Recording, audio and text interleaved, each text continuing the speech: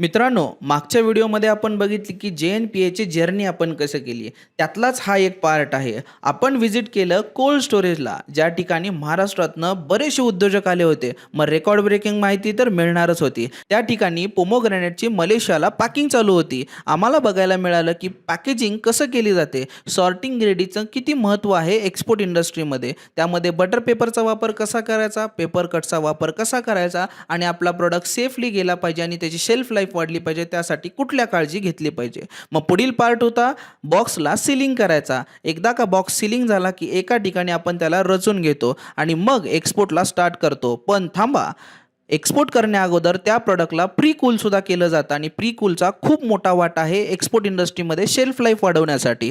त्या ठिकाणी आपण प्री कूलमध्ये भरपूर काही प्रोडक्ट्स ठेवले होते आणि मिरचीसुद्धा सकाळीच पॅकिंग केलेली होती. त्या प्रॉडक्टबद्दल सुद्धा जाणून घेतलं. प्री कूलिंग बघितल्यानंतर आम्ही एक बाहेर येऊन छानपैकी स्माईल देऊन फोटो काढला आणि आम्ही पुढल्या प्रवासाला निघालो. या पुढील व्लॉग जर तुम्हाला बघायचा असेल तर आत्ताच मला फॉलो करा आणि ही रील तुमच्या मित्रासोबत जास्तीत जास्त शेअर करा ज्याला इम्पोर्ट एक्सपोर्टचा बिझनेस करायचा आहे. धन्यवाद.